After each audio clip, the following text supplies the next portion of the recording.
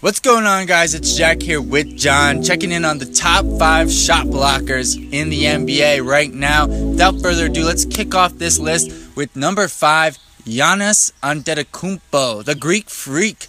Maybe a bit of a shock to some of you seeing a wing or a point guard, or is he a shooting guard, on a shot blockers list, but he sure deserves a spot, averaging 1.9 block shots per game last season. With his length, his versatility, and quickness, he's able to fly all across the court and pick up block shots and really use his long arms to his advantage. And he's a very intelligent player, so those weak side shot blocking opportunities are always available to Giannis. Yeah, and Giannis being really the only forward, wing, whatever you want to call him, on this list, who's not, you know, a 7-footer.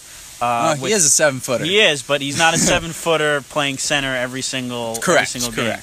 But so yeah, he's unique in that sense, and definitely the best shot blocking wing, or whatever you want to call him, in the league.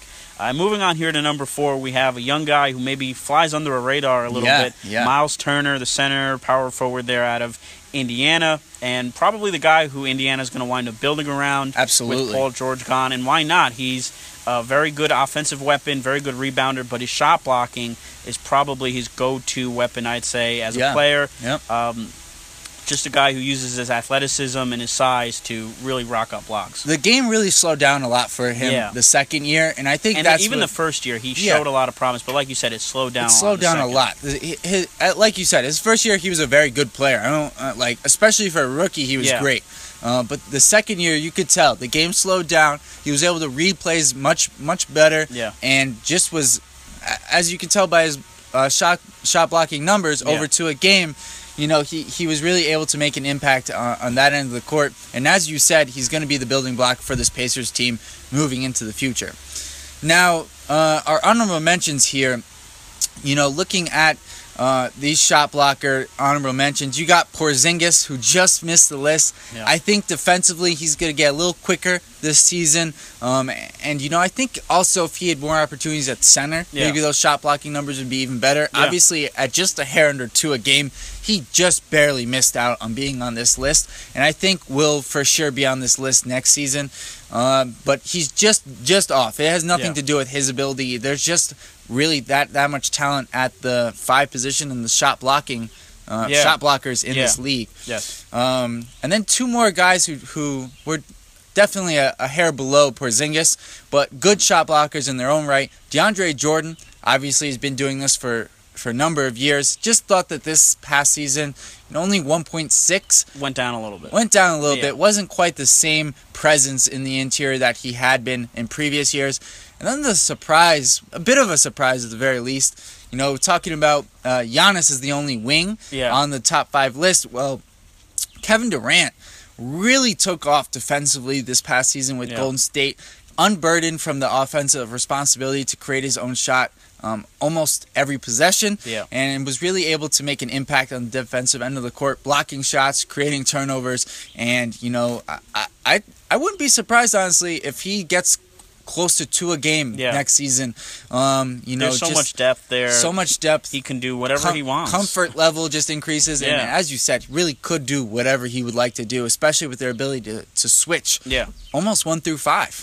Really. And depending on the lineup, definitely 1 through 5. When they bring out Livingston and Iguodala and they take off Curry, it gets scary defensively for that Golden State Warriors team. All right, so moving on here to our top 3, and we have a guy who fell off a little bit this year, still a top 3 blocker, though. That's Hassan Whiteside from the Miami Heat. And Jack, like you said before we got started here today, Whiteside, he stopped chasing blocks a little bit this past year as opposed to the year before.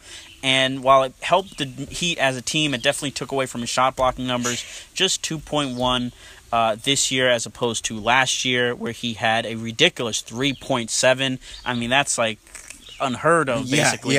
So he stopped chasing the blocks. He got a little less, stat-wise, but still a very dangerous shot blocker, a guy you do not want to go and face on the inside too often. Yeah, absolutely. And like you said, 3.7, like, he may have fell down the list a couple of spots here, but he became a better team defender. Right. And, you know, I think that translated to more wins, especially in the second half for Miami. And he just became a much more sound defensive player for the Miami Heat. No, he didn't block necessarily as many shots, and that's why he's not the #1 shot blocker anymore. Right. But for the team to improve, he did the right thing, and I think that's going to continue to pay off for this Miami Heat team down the road, and especially this coming season. #2 spot on this list, Anthony Davis, who averaged 2.2 block shots a game last season. Talk about freakish shot block numbers. In college, he was at 4.5 a game, which is just absurd. And there were several times where he flirted with a triple-double with block shots and had over double-digit block shots on multiple occasions in college. That took a little bit longer to translate to the NBA than I had thought, but it's definitely come around.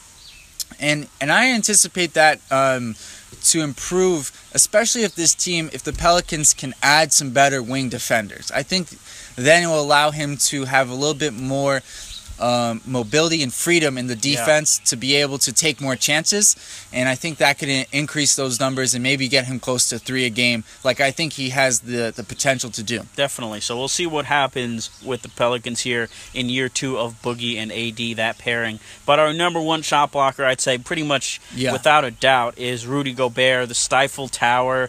Definitely the best nickname of any of the shot blockers on this list. And just a guy with 2.6 blocks per game, just dominant, was able to sit in the middle of that defense and just rack up blocks game after game.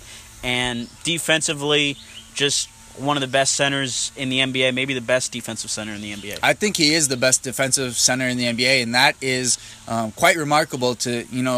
We've recorded a 2013, look at the draft 2020 hindsight video, and just to see the rise of him and Giannis Antetokounmpo from where they were at the draft, where Rudy Gobert was this really tall guy who everyone thought had some potential but didn't think would put it all together. And for him to be the best defensive center in the league just 4 seasons after that draft is just remarkable. And, I don't see any reason why his value and stock doesn't continue to rise over the next few years. But guys, that's our top 5 shot blockers. Let us know what your list would be in the comments below. What other videos you want to see. As always, remember to like, share, comment, and subscribe if you aren't already. We're going to be producing great draft content throughout the year. Thanks for listening, guys. We're out.